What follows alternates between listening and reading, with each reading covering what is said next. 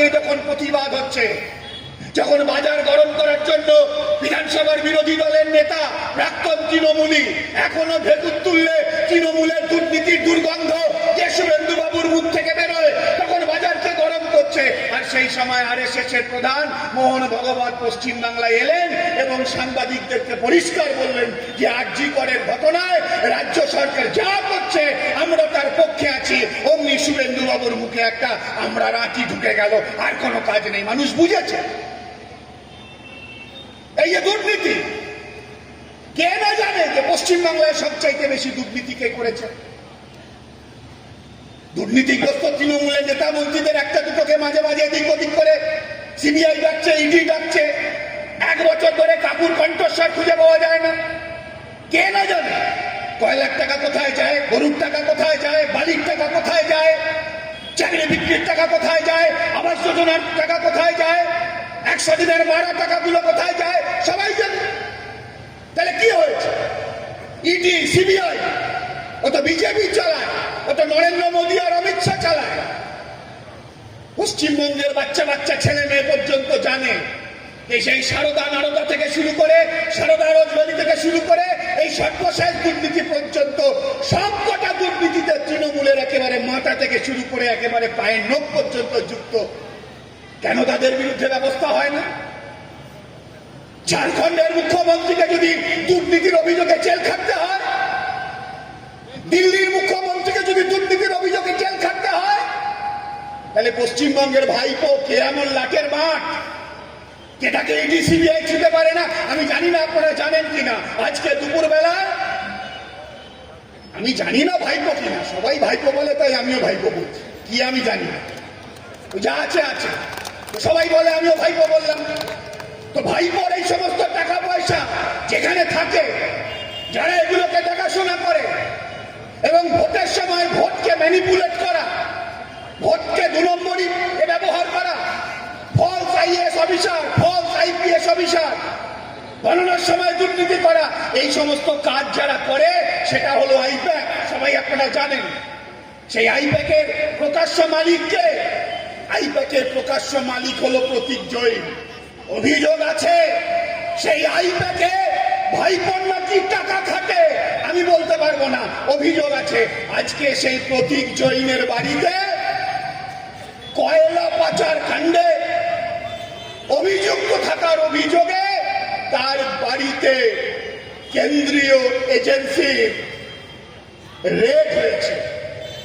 আর আমাদের রাজ্যের মুখ্যমন্ত্রী সেই ভবানীপুর থানায় অপরাধী ছাড়াতে গিয়ে যে কাজ করেছিলেন, আজকে প্রতীক জৈনের বাড়িতে যখন কেন্দ্রীয় এজেন্সির রেড হচ্ছে, সেই রেডকে আটকানোর জন্য আমাদের রাজ্যের স্বয়ং মুখ্যমন্ত্রী এবং প্রশাসনিক আধিকারিকরা আজকে পৌঁছে গেছেন সেখানে। গায়ের মাঝে পড়ল কথা, যার কথা তার গায়ে বাজে। প্রতীক জৈনের বাড়িতে দুর্নীতির জন্য যদি তদন্ত হতে যায়, আমাদের রাজ্যের মুখ্যমন্ত্রীকে কেন সেখানে ছুটে যেতে হয়? আরজি করের হতভাগ্য যাবে মন্দিরের ঘণ্টা, প্রদীপের আরতি, তাতে সে অংশগ্রহণ করবে। মুসলমান ধর্ম বিশ্বাসী মুসলমান মসজিদে যাবে, আল্লাহর কাছে দোয়া করবে। যিনি খ্রিস্টান চার্চে যাবেন, আবার যিনি ধর্ম মানেন না তারও অধিকার থাকবে। কিন্তু ধর্মের নাম করে কোনো অন্য ধর্ম বিশ্বাসী মানুষের উপর যে আক্রমণ গোটা পশ্চিমবাংলায়, গোটা ভারতবর্ষে বিজেপি নামিয়েছে, পশ্চিমবাংলাতেও যেটা ছড়াচ্ছে সেটা চলবে না, সেটা আটকাতে হবে।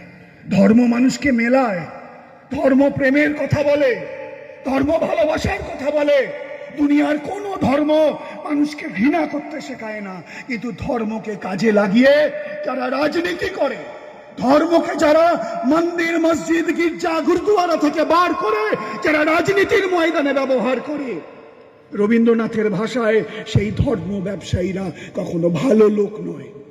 তাই পশ্চিমবাংলায় আরএসএস, বিজেপি, তৃণমূলের সাম্প্রদায়িক এবং বিদ্বেষ বিভাজনের যে পরিবেশ তৈরি হয়েছে, তাকে যদি ভাঙতে হয় তাহলে লাল ঝান্ডাকে শক্তিশালী করতে হবে। লাল ঝান্ডা শক্তিশালী হওয়া মানে মানুষের রুটি রুজি সংসার চালানো, খেয়ে পড়ে বাঁচা, একটু ভালো করে থাকা, সেই মুদ্রাগুলো, সেই কথাগুলোই বেশি বেশি করে আসবে। আর আমার শেষ কথা হলো এই, মানুষের কাছে আপনারা বোঝান, মানুষ এটা উপলব্ধি করছেন। বাংলা বাঁচাও যাত্রার মধ্য দিয়ে আমরাও এটা উপলব্ধি করতে পেরেছি যে মানুষ ক্লান্ত। তৃণমূল বিজেপির বিদ্বেষ বিভাজনের মেরুকরণের রাজনীতিতে মানুষ ক্লান্ত। মানুষ চান তার সংসার চালানোর কথাগুলো আলোচনা হোক রাজনীতিতে।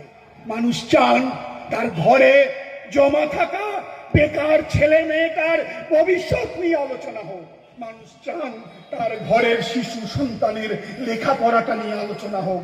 মানুষ চান যাতে শান্তিতে সম্প্রীতিতে আমরা পাড়াতে, গাঁয়ে, শহরে, এলাকায় থাকতে পারি।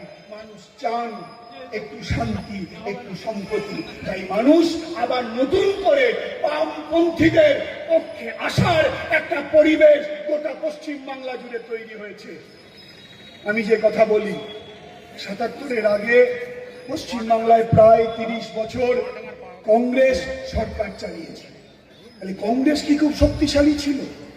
৩৪টা বছরে রাজ্যের বামপন্থীরা সরকার চালিয়েছিল। বামপন্থীরা কি খুব শক্তিশালী ছিল? চলতি 14 বছরে পশ্চিমবাংলার 14টা বাঁচিয়ে দিয়ে তৃণমূল সরকার চালাচ্ছে। তাহলে তৃণমূল কি খুব শক্তিশালী? কিংবা গোটা দেশে 11.5 বছর ধরে সরকার চালিয়ে জাত ধর্মের নামে মানুষকে ভাগ করে দিয়ে আম্বানি আদানির লুটের জন্য গোটা ভারতবর্ষকে খুলে দিয়েছে যে বিজেপি, সেই বিজেপি কি খুব শক্তিশালী? এই লাইট দুটো চলে গেছে, আমার কথা বলা এখনই শেষ হয়ে যাবে। আমাদের অন্য নেতারা বলবে লাইট দুটো এখানে আনা হয়েছে এই জন্য যে একটু পর আমাদের চারপাশের আলোটা কমে যাবে। সূর্য পশ্চিম আকাশে ডুবে গেছে। আমি কথার কথা বললাম, বিজ্ঞানের কথা না। একটু পরে চারদিকে ঝুপ করে অন্ধকার নেমে আসবে, শীত নামবে, অন্ধকার নামবে। অন্ধকারে দূর দেখা যায় না, অন্ধকারে এতগুলো মানুষ আমরা এখানে এসেছি দেখা যাবে না, কিন্তু এখানে দেখা যাবে। তার একটাই কারণ, এই দুদিক থেকে দুটো শক্তিশালী আলো আছে। রাজনীতির ময়দানে যাদের উপর আলো পড়ে তাদেরকে শক্তিশালী মনে হয়, কিন্তু আসলে আলোটা আছে জনগণের কাছে। তাহলে যে জনগণ 34টা বছরে বামপন্থীদেরকে সমর্থনের আলো দিয়েছিল, সেই জনগণই এই ইঙ্গিত তৈরি হচ্ছে আবার বামপন্থীদেরকে আলো দেবে, সমর্থন দেবে। তৃণমূলকে হটাতে হবে, বিজেপিকে আটকাতে হবে। তৃণমূলের বিকল্প তার মাস্তুত ভাই বিজেপি নয়, তৃণমূল বিজেপির উভয়ের বিকল্প বামপন্থা, লাল ঝান্ডা। 26-এ বামপন্থীদেরকে আপনারা সমর্থন করুন। আমরা ভাঙা বুকের পাঁজর দিয়ে নতুন একটা বাংলা, নতুন বাম পথে চলা বাংলা আমরা উপহার দেব। এই কথা বলে আমার গুরুজনদেরকে শ্রদ্ধা জানিয়ে, বাকিদের অভিনন্দন জানিয়ে আমার কথা শেষ করলাম। ইনকিলাব জিন্দাবাদ, সিপিআইএম জিন্দাবাদ, দুনিয়ার মজলুম এক।